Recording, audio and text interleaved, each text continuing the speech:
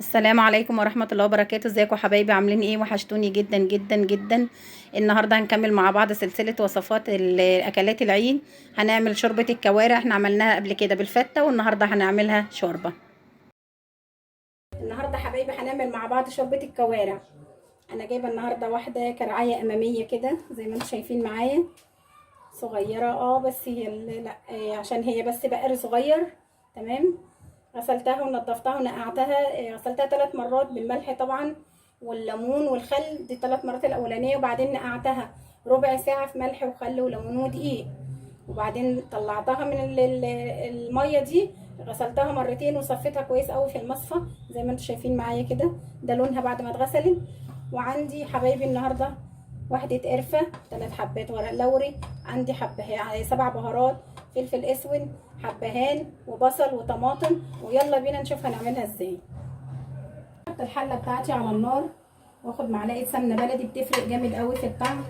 ما تحطيش سمنة علب وما تحطيش زيت. الزيت يعني بيتلف طعم الكوارع والحاجات دي اللي هي الخاصة بالذبيحة، على الكوارع لو لحمة راس او كبدة. الحاجات دي دايما على قد ما تقدري تستخدمي فيها السمنة البلدي، لان بتديها طعم اكتر، احسن بكتير من اي حاجة تانية. ونسبة الدسامة بتاعت السمنة البلدي في اللحوم بتدي نكهة مش عايزة اقولك طعمها عامل ازاي، وبتخلي حاجتك ليها طعم وكل اللي هياكل منها هيشكرها. اول ما بتسخن السمنة عندي انا بنزل بالكوارع بتاعتي زي ما شايفين معايا.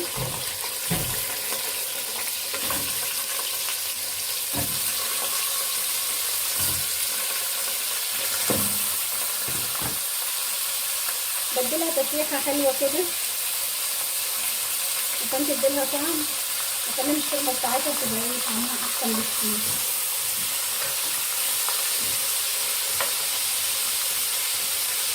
خليها الاول تاخد لون وبعدين بقلبها.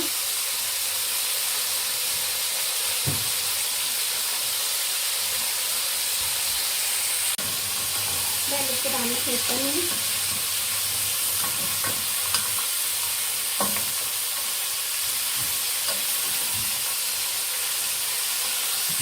بنزل بالحاجة بتاعتي كده كلها مرة واحدة.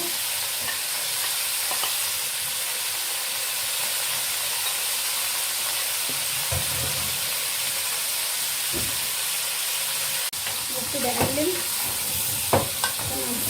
طبعا سامعين التشطشة، سامعين الصوت الجميل ده. الكلام بقى لو انتوا شامين الريحة دلوقتي مش عايزة اقول لك هعمل ايه.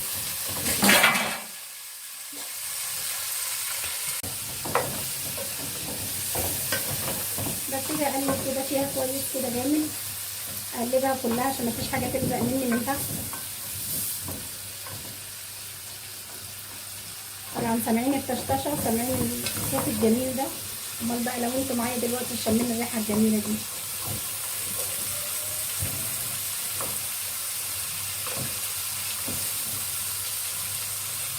نسيبها كده تاخد طبقة، تاخد لون، وارجع اقلبها تاني.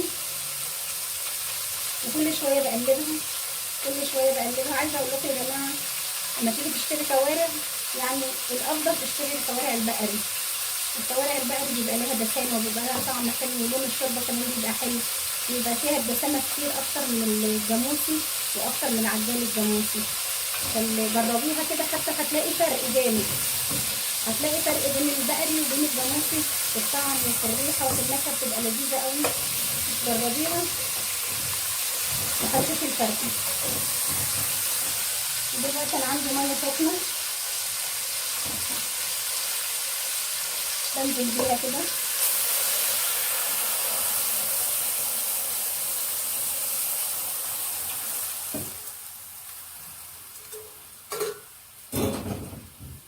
انا عايزه اقول لكم ان هي مش ان هي صغيره، ما بتاخدش سوا.